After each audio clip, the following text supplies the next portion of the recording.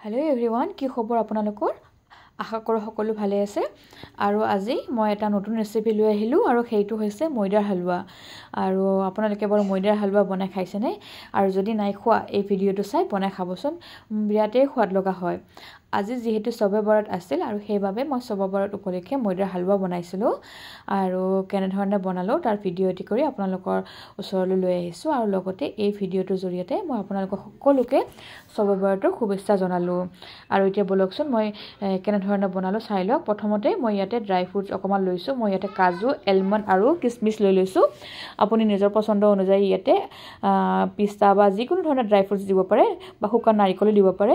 আৰু ভিডিঅ'ত দেখুৱাৰ দৰে মই কাজু আৰু এলমণ্ডখিনি সৰু সৰুকৈ কাটি লৈ লৈছোঁ।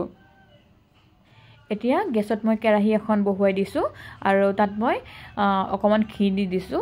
আৰু ঘিখিনি যেতিয়া গৰম হৈছে তাত মই কাটি লোৱা কাজু আৰু এলমণ্ডখিনি দি দিছোঁ আৰু ভালদৰে গোটেইখিনি ভাজি লৈ লৈছোঁ। আপুনি ঘিত নভজাকৈও দিব পাৰে, কিন্তু ইয়াত ভাজি ল'লে বৰ ধুনীয়া গোন্ধ এটা ওলায় আৰু খাবলৈ সোৱাদ লগা হয়। প্ৰথমতে মই কাজু আৰু এলমণ্ডখিনি দি দিছোঁ আৰু যেতিয়া এইখিনি অকণমান ৰঙচুৱা হৈছে তেতিয়া মই ইয়াতে কিচমিচখিনি দি দিছোঁ। কিচমিচ যেতিয়া বাদামৰ সৈতে ভাজিব তেতিয়াহ'লে কি কৰিব, বাদামখিনি অকণমান ৰঙচুৱা হোৱাৰ পিছত কিচমিচখিনি দিব। একেলগে কিচমিচখিনি নিদিব, কাৰণ কিচমিচখিনি বহুত সোনকালে ৰঙচুৱা হৈ যায় আৰু এটা জ্বলি যোৱাৰ চান্স থাকে। আৰু সেইবাবে যেতিয়া মই বাদামখিনি ৰঙচুৱা হৈছে তেতিয়া তাত কিচমিচখিনি দি দিছোঁ। আৰু নাইবা আপুনি কিচমিচখিনি আগতীয়াকৈ ভাজি ল'ব, তাৰপিছত তেলৰ পৰা বা ঘিৰ পৰা নমাই ল'ব আৰু তাৰপিছতে বাদামখিনি ভাজি ল'ব। এতিয়া মোৰ গোটেইখিনি ড্ৰাই ফ্ৰুটছ ভাজি লোৱা হৈছে আৰু মই এখন প্লেটত নমাই লৈ লৈছোঁ। এতিয়া এই ময়দাৰ হালোৱা বনাবলৈ মই ইয়াতে কি লৈছোঁ চাই লওকচোন। ইয়াতে মই এই যে কাপটো আছে এই কাপটোৰ জোখেৰে 1 কাপ ময়দা লৈ লৈছোঁ।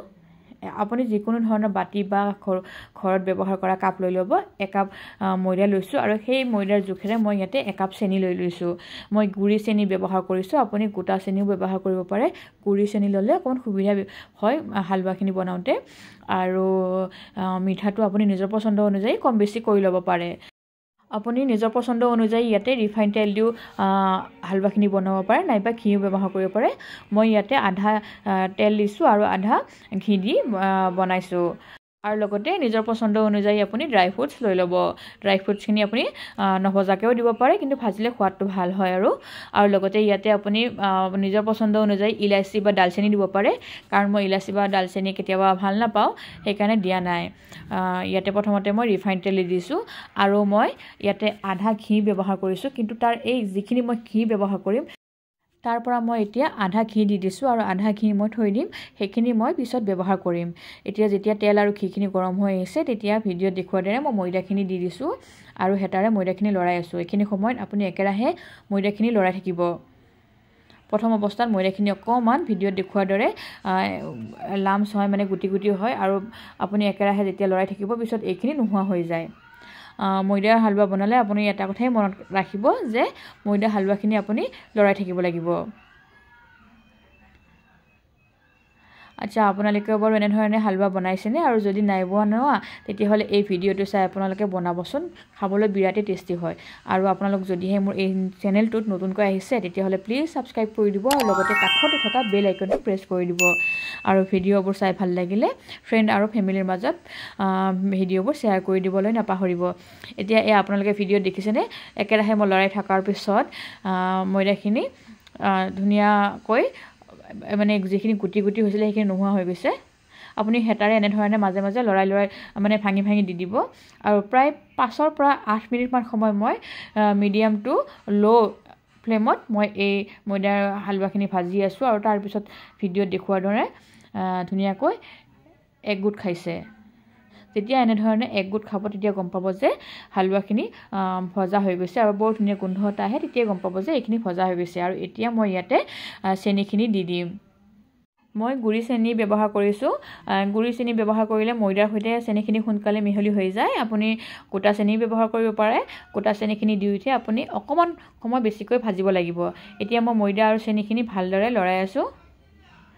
চেনিখিনি ভালদৰে ময়দাৰ সৈতে মিহলি হৈ যোৱাৰ পিছত মই ইয়াতে পানী দি দিম। পানী মই অকণমান উতলাই লৈ লৈছোঁ আৰু পানীখিনি মই একেৰাহে নিদিওঁ, পানীখিনি মই অলপ অলপকৈ ইয়াত দি যাম। প্ৰথমতে মই অকণমান পানী দিছোঁ আৰু তাৰপিছত ভালদৰে হেতাৰে লৰাই দিছোঁ। তাৰপিছত মই আকৌ অকণমান পানী দিছোঁ আৰু ভালদৰে লৰাই দিছোঁ।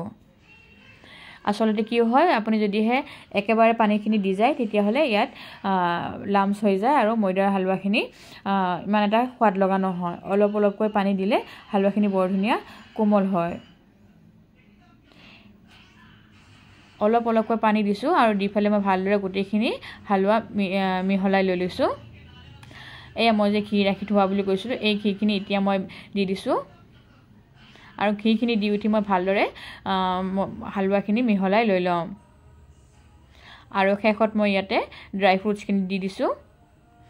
ড্ৰাই ফ্ৰুটছখিনি দি উঠি ভালদৰে হালোৱাৰ সৈতে ড্ৰাই ফ্ৰুটছখিনি মিহলাই দি দিম। ইয়াতে মই প্ৰায় 1 কাপ পানী ব্যৱহাৰ কৰিছোঁ। যিটো কাপেৰে মই ময়দা জুখি লৈছিলোঁ সেই কাপটোৰে মই প্ৰায় 1 কাপ পানী ব্যৱহাৰ কৰিছোঁ আৰু পানীখিনি মই উতলাই লৈ লৈছিলোঁ। এতিয়া মোৰ এই হালোৱা ৰেডি হৈ গৈছে আৰু আপোনালোকে এই ভিডিঅ'টো চাই কেনেকুৱা পাইছে জনাবচোন। এয়া চাওকচোন, ধুনীয়া ছফ্ট আৰু টেষ্টি হৈছে। এতিয়া মই পাত্ৰ এটাত হালোৱাখিনি উলিয়াই দিলোঁ আৰু তাৰ ওপৰত মই অকণমান কাজু আৰু কিচমিচ দি দিলোঁ আৰু এয়া আপোনালোকক দেখুৱাই দিছোঁ ফাইনেল লুকটো। দেখিবলৈ বিৰাটেই টেষ্টি হৈছে নহয় জানো? আপোনালোকেও এনেধৰণে বনাই চাবচোন আৰু মোক জনাব কেনেকুৱা পাইছে।